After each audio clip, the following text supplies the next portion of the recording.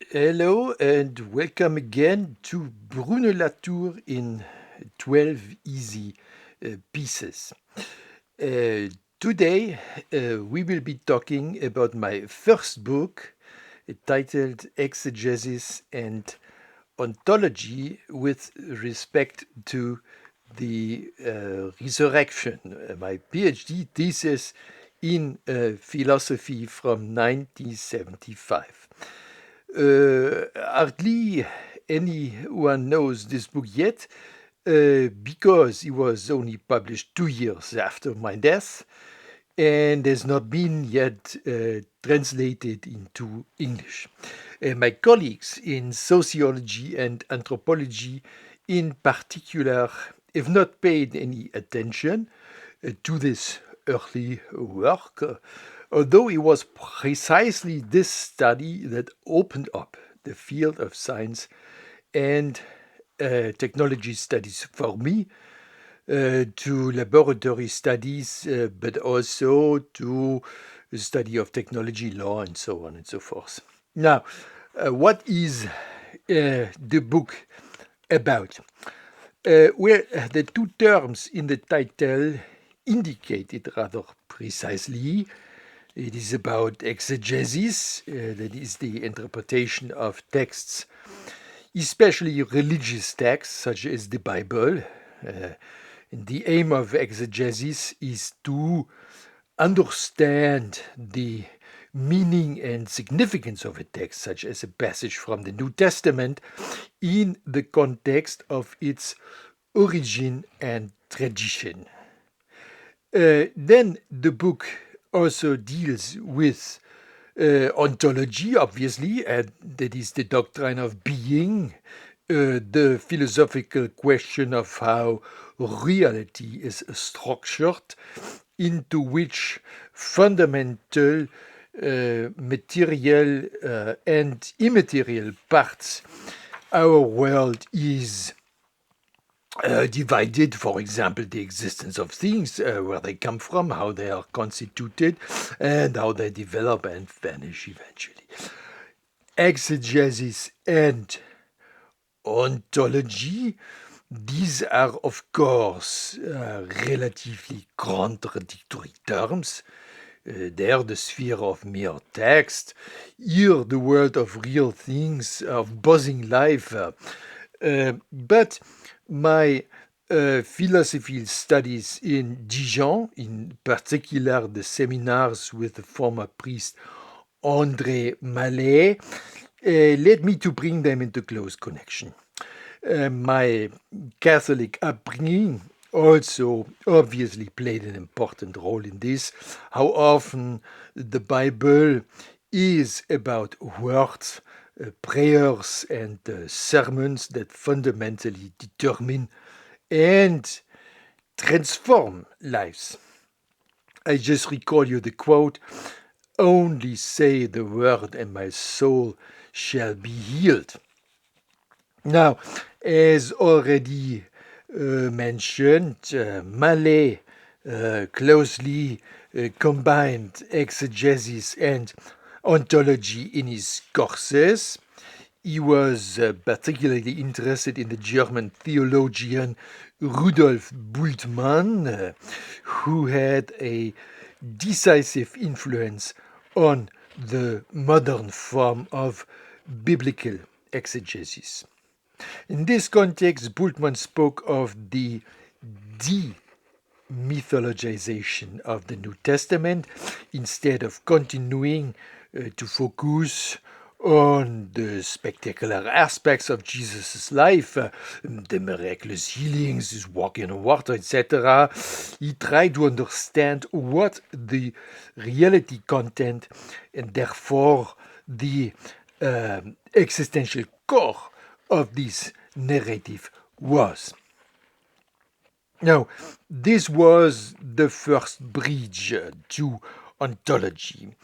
However, Mallet also saw that Bultmann was a close friend of the philosopher Martin Heidegger, and although Heidegger was hardly interested in the Bible, he did see ontology as a kind of exegesis, namely as an interpretation of contexts and meanings that shape our existence on a daily basis. Accordingly, I assumed in my thesis that every exegesis is a kind of ontology, and conversely, that every ontology is a form of exegesis. Now, um, against this background, my PhD deals with the event that is both the most enigmatic and the most decisive of the Christian religion, namely the resurrection of Christ. However, I'm not engaging in biblical exegesis in the narrower sense. I'm not interested in the motifs of the resurrection in the New Testament, so the empty tomb, the bright light, the ascension into heaven, etc. Following Bultmann, I am focusing on the existential aspects of this theme.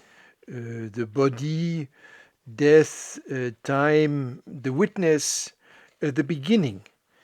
And I asked how we encounter them in today's culture. My examples are manifold.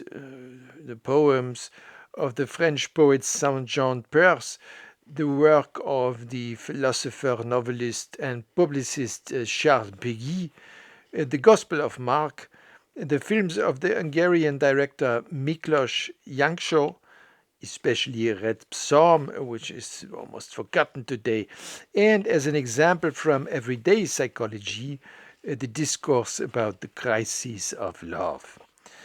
I try to come to grips with the diversity of these examples using a method borrowed from anthropology.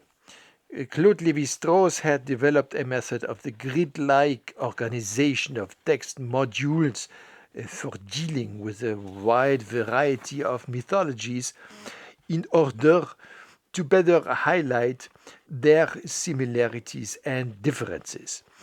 I use these schemes as well, however, not to bridge the gap between Western and non-Western cultures, as Levi-Strauss did, but to relativize the difference between religion and science. In fact, in the 5 chapters of my work, I demonstrate how structures of the religious are reflected in the works and discourses I discuss. As a result, I'm not so much concerned with content, but with form. In Perse's poems, for example, there are these moments of the incomprehensible that put the reader in a state of attention and openness to the mystery. Incidentally, I was also interested in this when I translated a few poems by Perse in the 1920s. Walter Benjamin? Oh, no, not you again. Uh, um, in Péguy, I highlight the repetition of phrases that seems like the 4 evangelists repeating the story of Jesus. Péguy? Really? Oh, I'm also a big fan. Be that as it may, none of this has anything to do with science and technology studies in the usual sense. Nevertheless, there are at least 2 things that I have carried over from this early work into my later research. Firstly, the attention to the practices of exegesis. So, not only the reader of a biblical text, but also a poet, a director of movies, or even a laboratory scientist engage in an interpretation of reality that is crucial to their existence, to their ontology. Each exegesis, one could say, corresponds to a specific mode of existence. Secondly, my early work highlights the proximity of religion and science. Actually, I'm convinced that modernity has never really broken with religion. If you look at our culture from a distance, so with Levi-Strauss, as it were, from the outside, then you realize how much religious forms and motives are still operating in a supposedly completely secularized society. Piggy seems to be just a modern writer, but he is actually a new evangelist.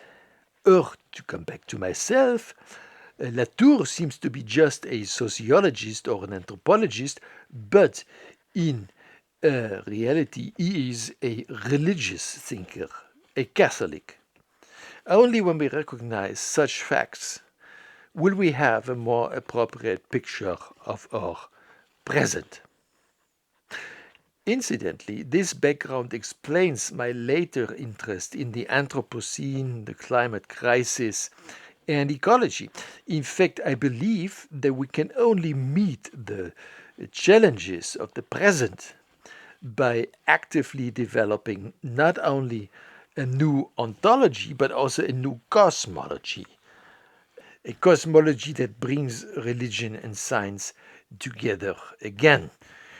Ultimately, what we are talking about here is the need for a new form of political theology. And it's precisely to make this clear that I've decided to publish my doctoral thesis 50 years after it was written.